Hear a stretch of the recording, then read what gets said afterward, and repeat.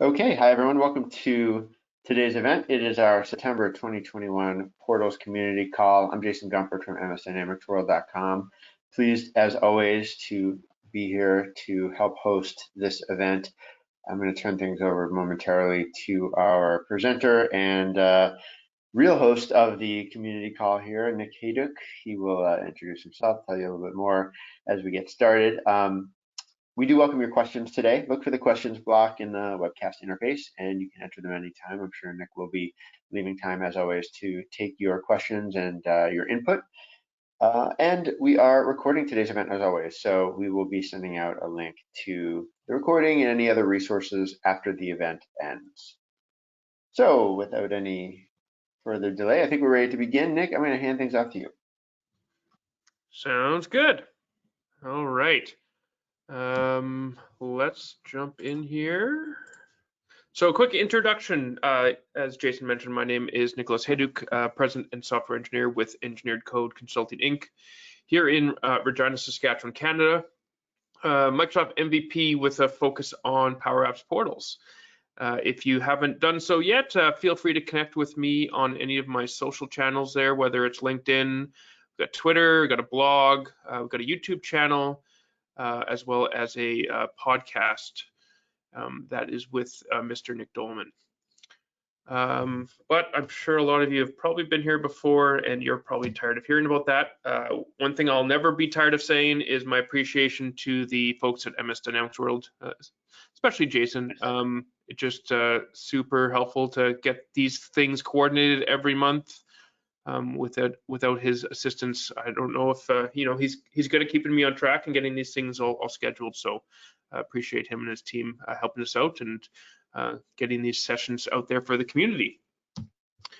In terms of our agenda, we've got a bit of news, nothing kind of groundbreaking. Last session was the session with all the news, so things got a little quieter. Then we'll get into today's topic, which is securing Power Apps portals. Inspired a little bit by the fact that Portals was making front page on CNN.com type news last month, so I thought it'd be good to cover all of the various aspects of securing a portal. We'll talk about the time of the next call, and then we'll, like Jason mentioned, have some time for Q&A. If you want to drop your questions in the questions area, again, at that point, you can ask questions about anything. I guess Power Apps portals related. If you want my opinion on political matters, I can give you that too. So questions do not have to necessarily be related about today's topic. So whatever you've got, I'll give it a shot. So moving on to the news for today, I just want to promote if you're interested in Power Apps portals and you want more content, there's a great event coming up this weekend, the Power Apps Portals Bootcamp.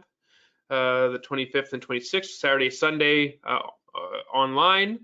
And there are, I want to say there's probably a dozen or more sessions happening over those 2 days. All of the Portals rock stars that you're familiar with, Dilip Singh, the program manager from Microsoft, has a session. Nick Dolman, I think Oliver, I think Ulrike has a session. So all of the, I think Alexander has one. So yeah, all of the smart people plus me have a session. I'll be covering ALM, and yeah, there's lots of cool sessions at that. So I think there's still spots available. So go ahead and recommend you check that out. The other one is just again related back to the portal security issues that were discussed last month. One thing that Nick Dolman has done is he does a lot of courses for 365.training, and the course that they have on security specifically, they've made available for free. So if you're not familiar with 365.training, it is a fantastic resources. So, lots of free courses, some paid courses, but in terms of the cost for the value, like for the education you get there, it's great. Like the courses are in the hundreds of dollars, whereas normally you're looking at these courses which are thousands. And courses created by some MVPs who have been MVPs for 15 years. So some people who have been around and have the real world experience. So there are lots of great training I know for me specifically, when I'm looking for, when there's a topic that I need to get some help with, that's the first place I go for training, because it's, yeah, you can find stuff all over the internet. And if it's one specific topic, you might find a blog post on it. But for kind of more in general, like larger features, it's great to kind of get that guided experience from those courses. So really fantastic resource. And like I said, they're making the one on portal security specifically free. So free is always good. And that's really all I had for news. I didn't see anything kind of in the release notes, or no major updates that I was aware of this month. So that leaves us free to move on to our topic, which is securing Power Apps portals. So we will talk about what was the issue that was raised about a month ago now, but we'll just kind of talk about security in general on portals. It's different than Dataverse. It's its own special thing. So it's important, obviously, as it's an important topic to understand when you're building out a Power Apps portal. So I thought it was kind of worthy of its own session. We've deep dived into some of these topics. You'll see I'll kind of cover table permissions and authentication. We've kind of covered some of those in other sessions, and those topics are complex enough that it's certainly worthwhile doing a deeper dive into. But I thought it'd be nice to have a session that was a little bit more high level and kind of talked about the various aspects of portals. So here's kind of what we're going to cover today. We're going to talk about authentication just briefly. We'll talk about web roles, which is really the most key concept when it comes to securing our Power Apps portals. And then we'll talk about the various types of records. So there's web page access control rules, website access permissions, and then the granddaddy of them all, the entity, or as they're now called, table permissions. So we'll kind of cover those. And hopefully that will kind of give you an overview of what we're talking about when we're talking about securing our Power Apps portals. So let's talk quickly about authentication. You'll see my last bullet point. The February 2020 community call was a deeper dive into authentication in the portals. So if you want to dive deeper into that, I'd recommend you go check out that session. But obviously, when we talk about authentication, we're talking about people logging into the portal. So it allows you to distinguish between authenticated and anonymous users. And then when you talk about an authenticated user, you're able to kind of do stuff that's very specific to them. In terms of the actual what usernames and passwords you put into a portal, Power Apps Portals supports a variety of different authentication mechanisms. So it would support different protocols like OpenID Connect, SAML 2.0. There's also support for specific identity providers that support OAuth 2. The one that Microsoft recommends is Azure AD B2C, which you can connect via OpenID Connect. So there's a lot of different ways that you can put in your username and password. There's also what they call local authentication, where the username and the hash password is saved directly in Dataverse for you. It's not, I wouldn't recommend using that. At some point, we do expect that one to go away. So you're kind of setting yourself up to having to do another project when they do decide to deprecate local authentication. So recommend staying away from that and picking one of those external identity providers. Again, Azure AD B2C is a popular one. It's Microsoft's offering for those types of things. So as much as possible, kind of delegating the username and password aspect outside of your Power Apps portals. And then at that point, all you have to be worried about is the key here. So logged in users are represented in Dataverse as contacts.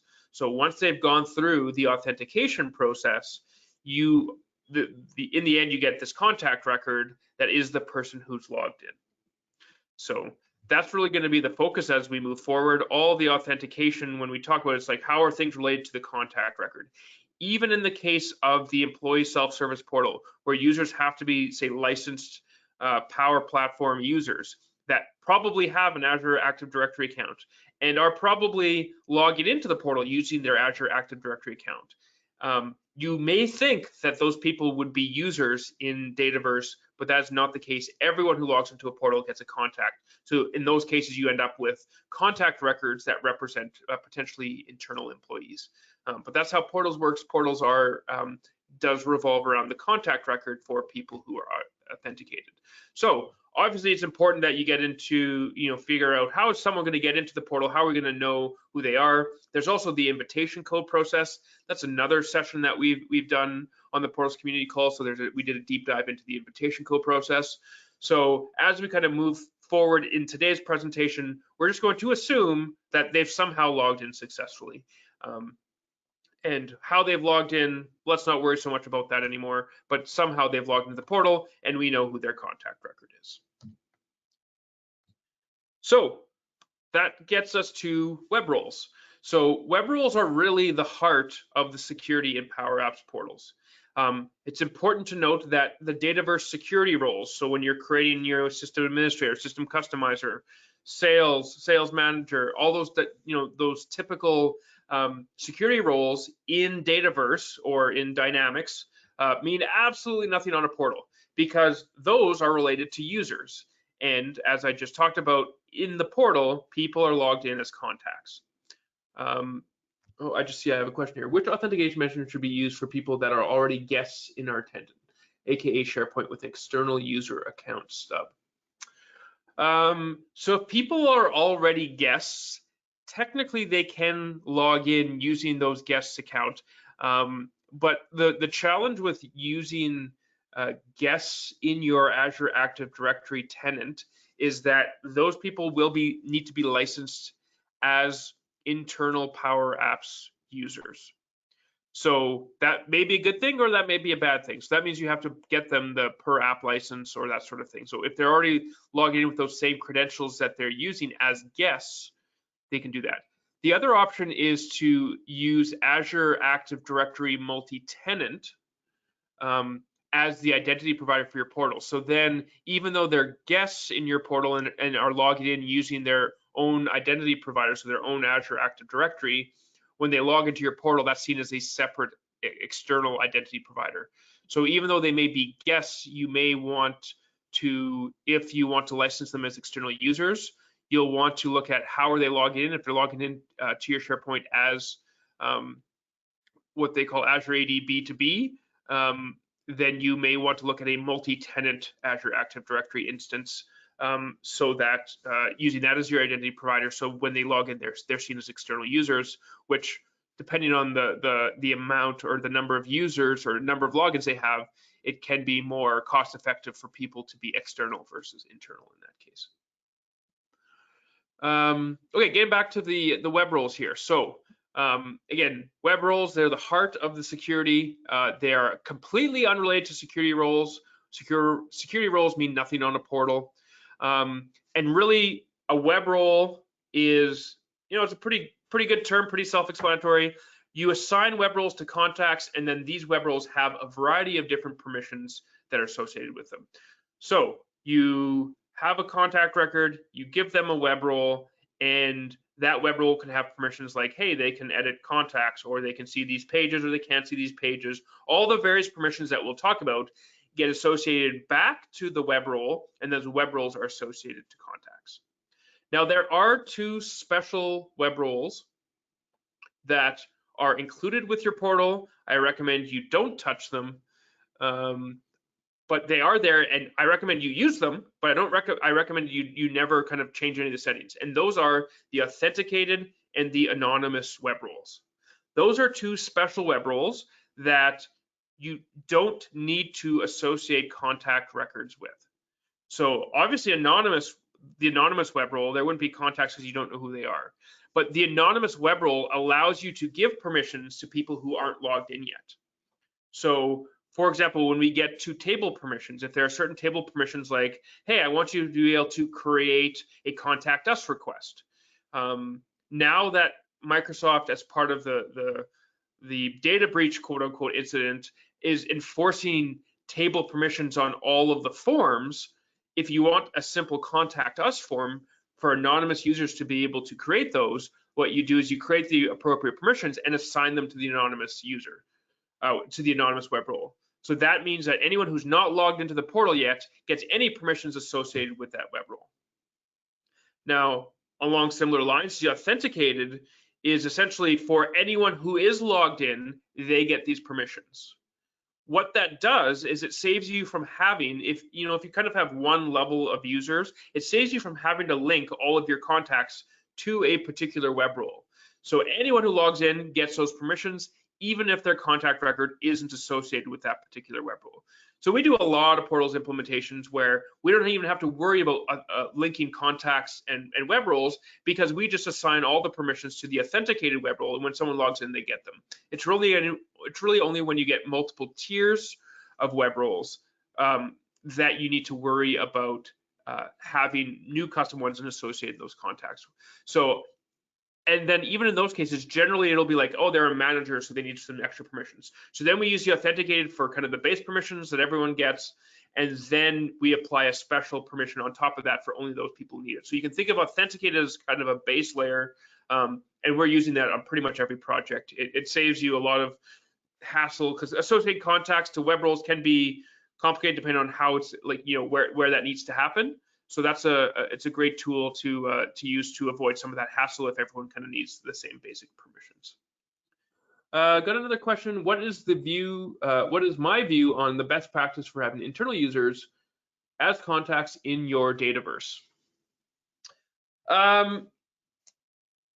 That's a good question. So I find in practice, a lot of the times when we're doing these types of portals, especially like often portals are a new instance. So when we look at an employee self-service portal, they're often associated with a brand new instance of Dynamics.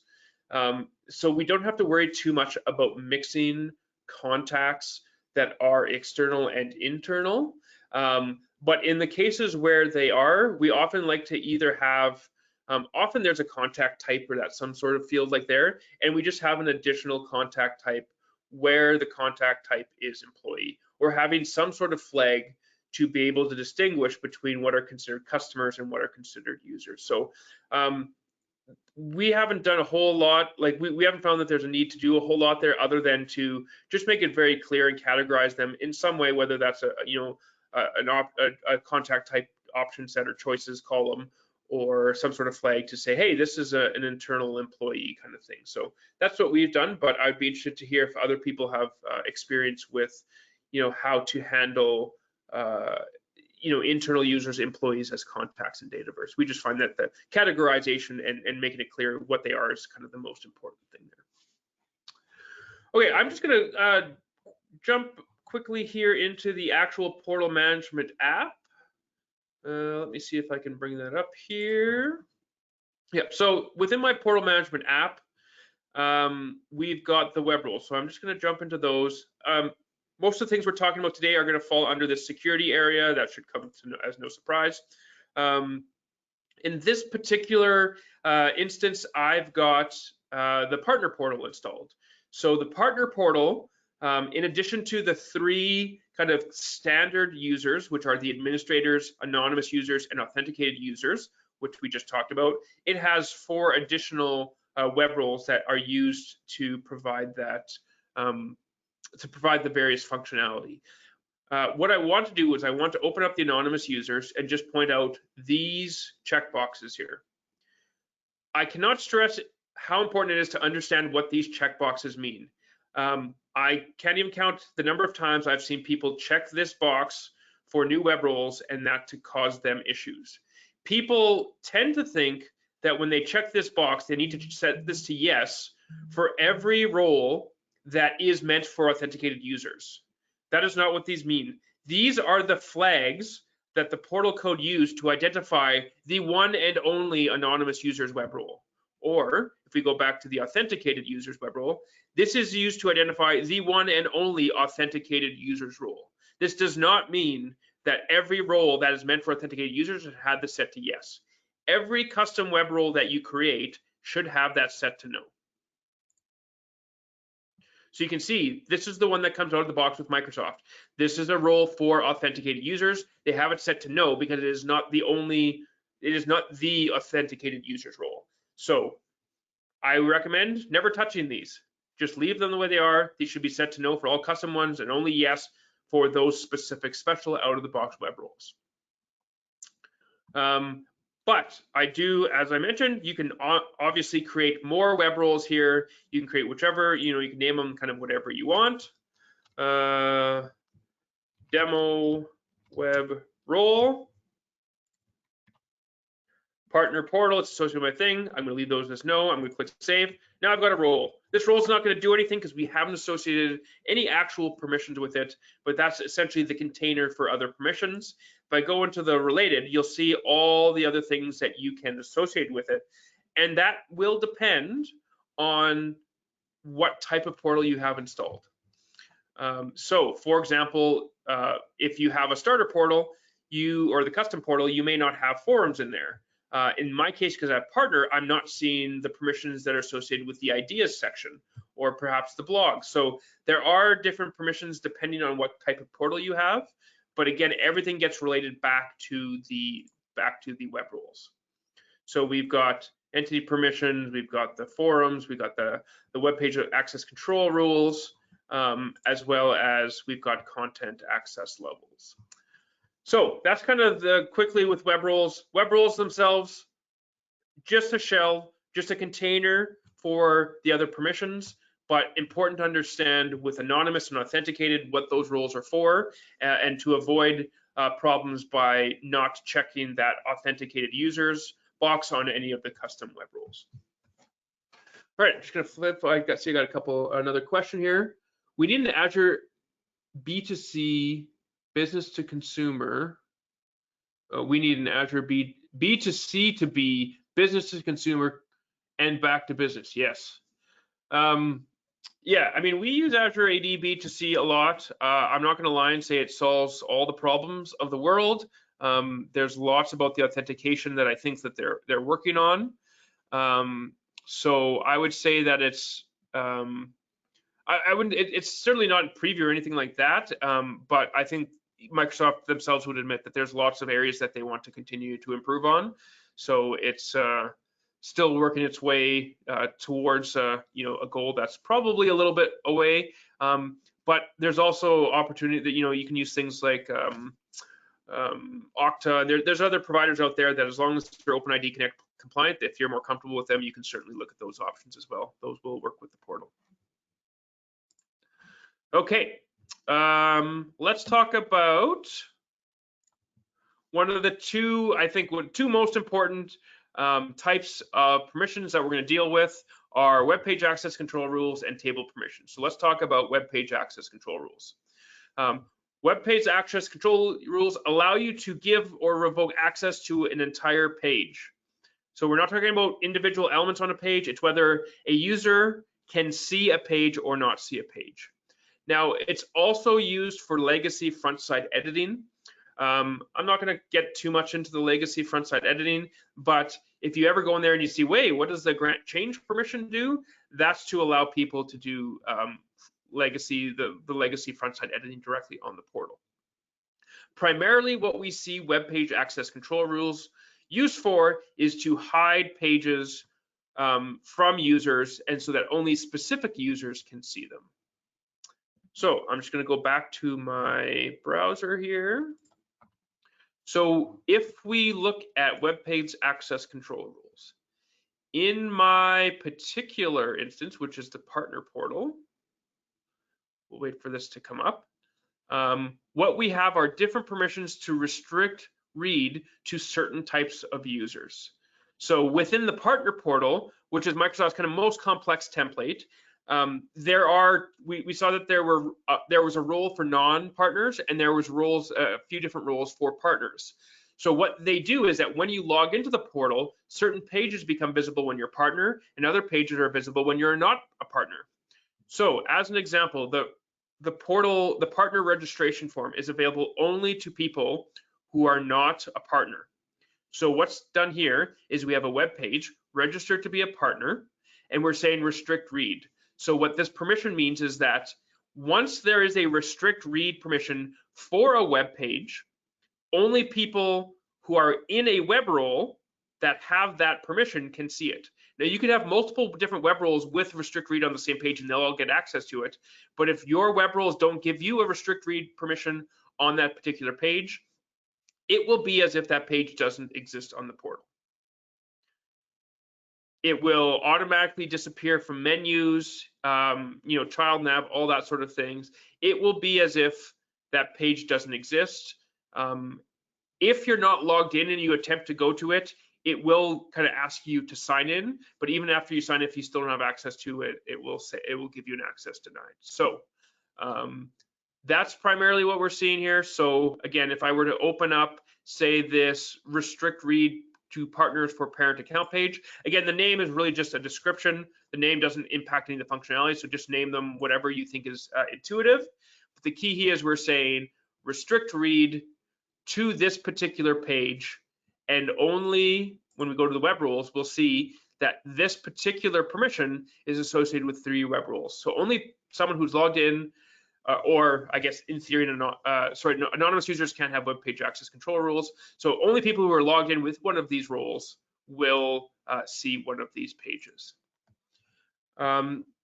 Just so you know, there is one somewhat more advanced topic around the scope here. So this is about excluding direct web files. So it's important to note that when there is a restrict read on a certain page, that also applies to all of its children. So you can basically restrict read to an entire section of the website with one of these. So that page and all of its children are now have a restrict read rule on it.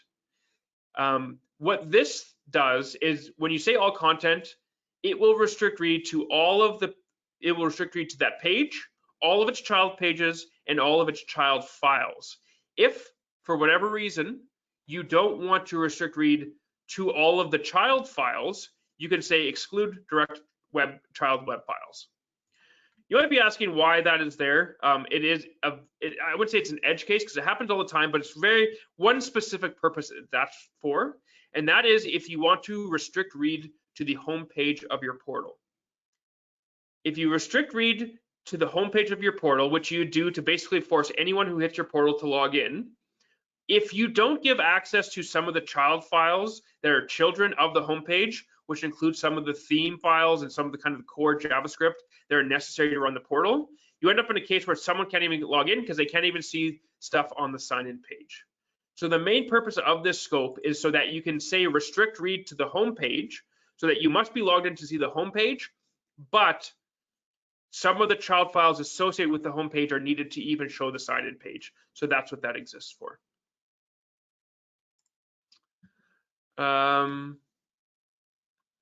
Yeah, so you can create these in a multiple different ways. You can create it here and associate it with the web roles through this.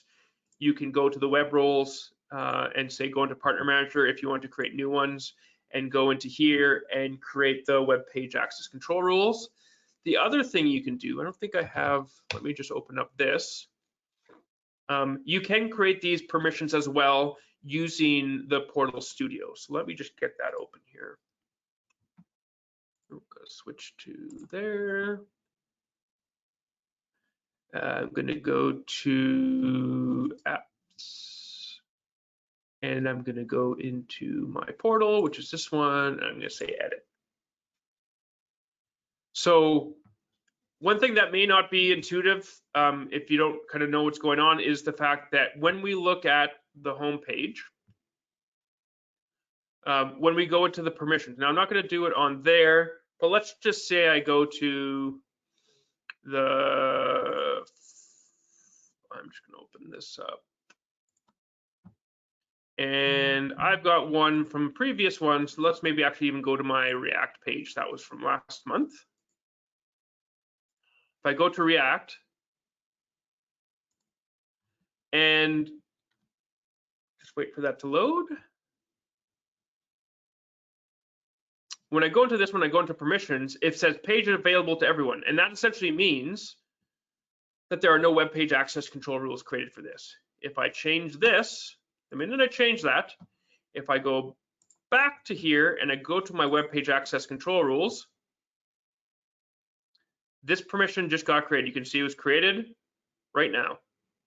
So that Portal Studio is just creating this record. So it's saying for that particular page, I want to restrict read to all content. Now, if I go to web roles, there's not going to be anything in there because I didn't actually define which roles. But as soon as I do that, I can go into here and I can say, oh, this should be available to, let's say, all authenticated users. Close that. So now that says authenticated users. If I then switch back to here, refresh, now we see authenticated users here. So this is just another interface for accomplishing that same thing. And it's pretty slick. If you're using the Portal Studio, you can get that pretty quick. Now, one thing that you will note is that when I go to select roles on here, you will not see anonymous users in this list. The anonymous users web role cannot be used to give people access to pages. So if you restrict read to a page, anonymous people will not be able to access it. That's just the way it is. So they won't even give you that option. Now in the back end, if I were to go into the back end here, I could add the role here, but it's not going to have any effect. And just so you know, yeah, so you can add it back here, but it's not going to work, and that's why they've just done the job to filter it out of this kind of more advanced user interface. So, okay, just checking on the questions here. Do the permissions and web roles work the same in the marketing events portal? To be honest, I'm not sure. I have not really had much experience with the marketing events portal. If they have, yeah, I just, unfortunately, I don't know the answer to that question. My guess is they probably do, but yeah, I know it's built in React, so I'm not sure if they've used the same web page access control rule model or not. So whether they've implemented that. So unfortunately, I don't know the answer to that one. Jim, where is the applause reaction? I'm not sure what I've done that's worthy of applause yet, but I will take that as a compliment.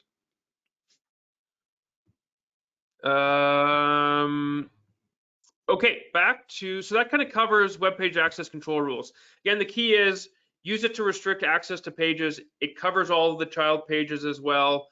And you associate them with web roles, that's what's going to happen. And there's just kind of this new interface for doing it as well. So the key is that you're using that to restrict access to entire pages versus what we're going to be talking about here in a bit is restricting access to data at a much more kind of granular level. So if you need to hide a page, you can do it this way, and it's as if that page won't exist. But if you need to control access to particular rows in Dataverse, that's what we're going to be talking about here in a little bit. Okay, back to the presentation. Website access permissions. So I'm just going to go through this one quickly because it really only applies to the legacy front-side editing. So within the website access permissions, there are essentially 4 settings. Can the person with this role edit content snippets? Can they manage web link sets? Can they preview unpublished pages? And can they manage site markers? I'm pretty sure that fourth one doesn't actually even work. It doesn't, like, they've never made a way to manage site markers in the back. I might be wrong, but I've never seen it actually work. So it's really about those first 3. When you log into the portal using an administrator account, can you edit content snippets? Can you manage web link sets? And can you preview unpublished pages? Has no effect on regular users. It's just for authenticated users who are doing front-side editing. Now I'll just kind of quickly show you where that is. Those are the website access permissions. Generally, there's just we got the preview permission. So in here, you can say this one has all the permissions and it'll be associated with the administrator's role. And it looks like they've got a preview one, which just has the preview permission, not associated with any roles. So again, unless you're getting into the legacy front-side editor, not that important. All right, let's talk about the most complicated one, probably. Some might argue it's the most important. Like I said, this along with the web page access control rules are the ones that are primary. Like, you know, we're using these all the time. And last September, so a year ago, our community call, we went into this topic in great detail. So I'm just going to kind of give more of a higher level overview of it here today. But it's important to understand what entity or table permissions are, what they're used to secure, and how they work. So when we talk about table permissions, they are used to secure the lists, or what used to be called entity lists, the basic and advanced forms, or what used to be called entity forms and web forms, as well as the new portal's web API. Do you know actually what I should have added to that list as well was liquid. So it's also used to secure any fetch XML or any access to data in liquid. I should add liquid to that list. So when you are trying to access records that are in Dataverse, those are pretty much all the ways you can do it, and all of those will go through the entity or table permissions model. That model is primarily focused on how is that record that you want to give someone access to related to their contact record. It doesn't have to be directly related, but related through one or more relationship hops away. So an example would be when you create a case in the portal, a contact will have access to all the cases that they created, for example. Now on that case, that contact may start creating comments on it. So portal comments is an activity that can be associated to the case. We would then want table permissions that say a contact can see all of the portal comments that are related to cases that they can access. So again, there's a relationship between the contact to the case, then to the portal comment. Those are all related, and we can use the table permissions model to provide that to provide the permission to those things based on real relationships that exist in Dataverse. So when you're using lists, or when you're using forms, or when you're using the web API, or where you're using Liquid, the records that you get back are automatically subject to the entity permissions or the table permissions that you've created. So, for example, when someone's doing a fetch XML query in Liquid, one of the first, a common thing you'll see is, I'm doing my query, I do it in the XRM toolbox and it works, but I do it in the portal and I get nothing back. It's often because they haven't set up the table permissions properly. Either they haven't set them up at all, or they've created the table permissions, but they haven't associated it to a web role that their contact has. So even though the permissions exist, the user that they're using to perform the queries doesn't have those permissions. So whether it's in the lists or the forms or the web API or the Liquid, all of those will have the table permissions applied to them. So I'm just going to jump over back into my portal here. So if we look at, I haven't updated the solutions in this environment, so it still says entity permissions. But the key here is that we're looking at when we define a permission, we give it we tell it which entity. So we'll just look at this one. So this one we're saying has a name. Again, the name is really for reference. We're saying which entity, what the scope is, and we'll talk about the different scopes, and then what privileges do they get. So you can have some people, maybe a manager or maybe a standard contact can read all of the contacts, but maybe a manager can edit the contacts related to their account. So you can have different sets of permissions for different web roles. And again, these are then related back to the web roles that use them. So in this case, this geography entity permission or table permission is associated with the authenticated users table. Let's talk about the scope, because the scope is how it determines how is it related to the contact. Now, I kind of lied a little bit in saying that it's all about how things are related to the contact, because there is one scope which doesn't care how it's related to the contact, because you get access to all of them, and that's global. So any of these that you see as global, that means that the person who's logged in, or potentially an anonymous user, is able to see all the records related to that. And that's common in place for records or for tables like products or price lists, where it's like we don't want to restrict them to certain people, we give them access to all of them. Now you could have other examples where products maybe need to be restricted to certain people, but in this particular case, the partner portal has a globally scoped table permission for the product that lets someone who's logged in see all of the products.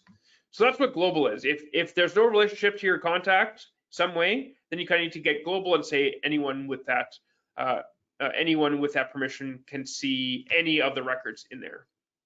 I'm gonna open up, maybe I'll just go to case, because that's probably the more common example here. And so that would be incident right here. So there are three other scopes that are of interest. Well, technically there's 4. Self is a very simple one. Self is meant to give users access to edit their own contact record. So you'd only ever see self on where the entity name is contact record. That way you can edit your own contact record. So we talked about global, we talked about self. The other 3 are all somewhat related. So contact, when we say contact scope, what we're going to do is, in this case, we have a contact scope. We then define the contact relationship. So in this case, we're saying cases where contact is a customer. So we say the scope is contact, and the contact relationship. So we're defining explicitly this contact is related to the case using this specific relationship. If that's true, they get these permissions. So that's contact scope. So it's how is that record directly related to the contact. Account scope is similar. The only difference is how is that record related to the account or the parent account, more specifically, the parent account of the contact that's logged in. So you're essentially going from the contact to the parent account to another record. I've got either a tip or a blog post on why you would use account. Specifically, it does make the fetch XML a little bit simpler. So if you're doing things based on account, you can do that instead of contact. Now, how do we then get one or more relationships away? That is what the parent scope does. So I'm going to look at, sorry, that's not the one I wanted. I'm going to go back to case, which is right here. So I'm going to look at the contact scope. Now, this, again, gets me access to cases related to the contact. Then we can get into child entity permissions. And the child entity permissions are where the scope is parent. And that gets me access to records that are related to the case that I have access to. So as an example, we talked about the portal comment. So portal comment, the scope is parent. So this is now a relationship between the portal comment, which is the primary entity that we've defined here, and the table of the parent entity permission. So in this case, it would be case. So what is the relationship between the case and the portal comment that we want to give those permissions for? And you can, in theory, go multiple layers deep. The limitation on the multiple layers deep is actually not a portals limitation. It's actually a limitation because this generates fetch XML queries. There's only so many linked entities that you can do within a fetch. So there's only so many essentially table joins that you can do. You can do up to 10 table joins. So practically that means roughly you can go 7 layers deep depending on how you got it set up, sometimes less. So, but you can get access to records that are 3, 4, 5 relationships away from a contact, which is not uncommon when you start going through contacts, parent accounts, cases, related cases. It's not hard to exhaust that limit. But that's really the key with the table permissions, is that they let you define based on how a record is related to your contact what permissions you have. So, whether you have read, create, append, write, delete, and append to. The one way that entity permissions or table permissions are similar to the security roles in Dataverse are you have to learn what append and append to mean. I always have to look at it. I'll always guess it wrong as to whether I'm trying to append or am I trying to append to. But it's the same concept here, allowing you to do those relationships. You'll need kind of the append on one side of the relationship and the append to on the other side of the relationship. Ulrike has a question. Is it still true that for API calls to work, all table permissions need to be global? I do not believe that is true. It's actually funny that you asked that. I don't know if that was ever true, because I'd asked about that a while back and said, hey, is that no longer a thing? And people were like, what do you mean? That was never a thing. So I know I had heard that rumor. I'm not sure, Ulrike, if you actually experienced that, but I also heard that rumor, but I never saw that myself, and I can confirm that that's no longer the case. So you should be able to, with the web API, should kind of respect any of the entity permissions that can be set up. Okay, so the only other thing I want to mention because that kind of covers what I wanted to cover today. The only other thing was just about, I mentioned this kind of briefly at the beginning, is that depending on the portal that you have set up, there may be other permissions that you can attach to your web rules that are template specific. So in this particular case, I've got portals, I've got a partner portal, so we've got forums. So we have forum access permissions. So these again are generally related to web rules. So some examples of this are there's permissions related to forums, there's permissions related to there's permissions related to ideas. So there are a few kind of template specific security concepts that you need to be aware of if you're using them. But again, those get related back to portal to web rules.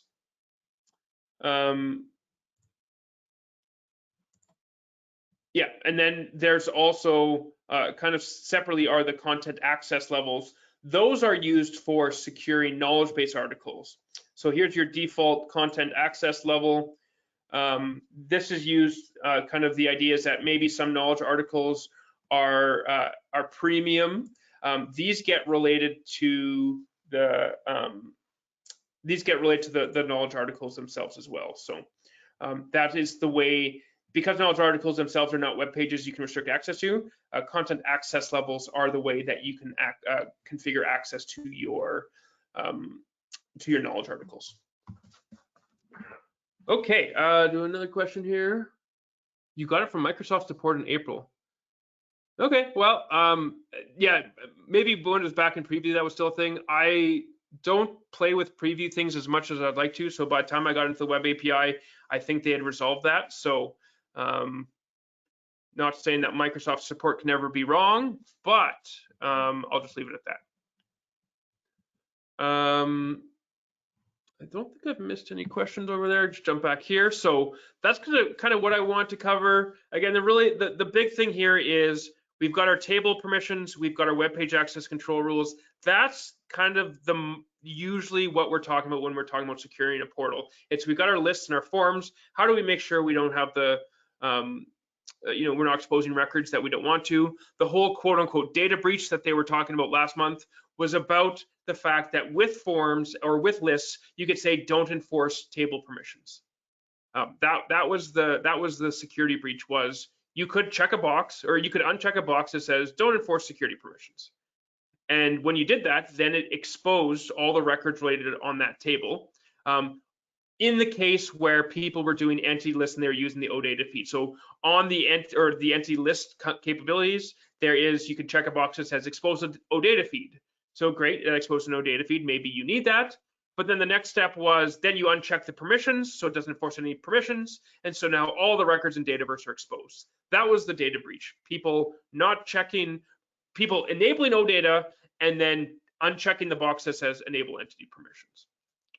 So what Microsoft has done to resolve that is you can't uncheck that enable entity permissions. You can, but it's not going to do anything. All of those lists and forms will enforce table permissions or entity permissions. So that's really what they did to address that breach. Okay, next call. We've got it scheduled for October 21st at 3 p.m. So same time for everyone in the world, except, or I guess for me, it'll still be the same time the month after that once daylight savings, because Saskatchewan is special and doesn't do daylight savings times. This goes from 1 o'clock my time to 2 o'clock my time, but that's not till November, I believe. So same time next month. Again, appreciate all the help and support from Jason and MS Dynamics World. And let's jump into Q&A. I think I see a question here from Mike. He's got a question not related to security. Great. Okay, so let me read it here. I have an entity form with a save button and a workflow which is configured to run a specific workflow.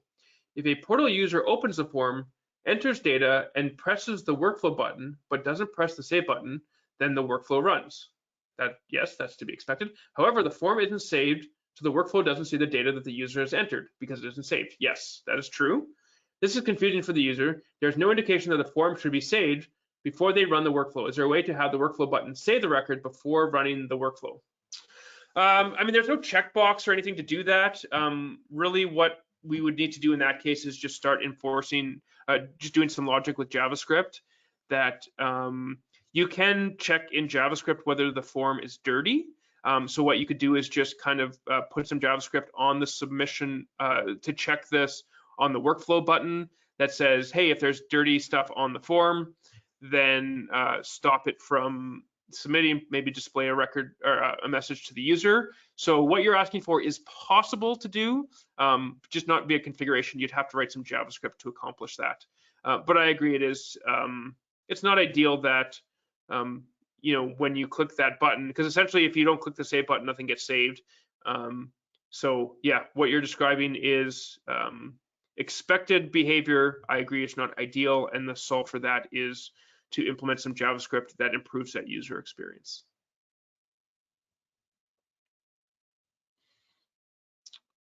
All right, are there any other questions, whether they're portals, security, gardening tips if you need some? And if not, well, then I'm sure everyone is as busy. Seems like everyone's busy these days. So if I'm not seeing any more questions, we can end there, Jason. And I guess just wish everyone luck as the world continues to go through the worldwide pandemic, and hopefully things will smarten up here soon, and we'll be able to go back to in-person events. I know there's one scheduled in a few weeks in Houston that I am currently scheduled to attend. But with travel restrictions, I'm not overly optimistic. So, but hopefully the world will turn a corner here soon with the vaccination rates going up. And yeah, I do have a question. Are you going to have a session on the marketing event portal? I can ask to see if there's anyone out there that would know that. It is such a different beast that, and it's not something that, honestly, I mean, we do lots of, everything we do almost is portals work, and I don't know if anyone's ever asked me to do the marketing, I think one time maybe, so I'm not really in a position to do that, but let me reach out to my contacts to see if anyone would be willing to do a session on the events portal, because I think it'd be interesting. I know I would learn a lot, so let me see if I can find anyone who's able to present on the marketing events portal. And with that, Jason, do you have any final comments? No, just be on the lookout for a follow-up email with the recording and a link to next month's event. Hope to see you all there. Thanks again, Nick. Great job as always. And I think we can end it there.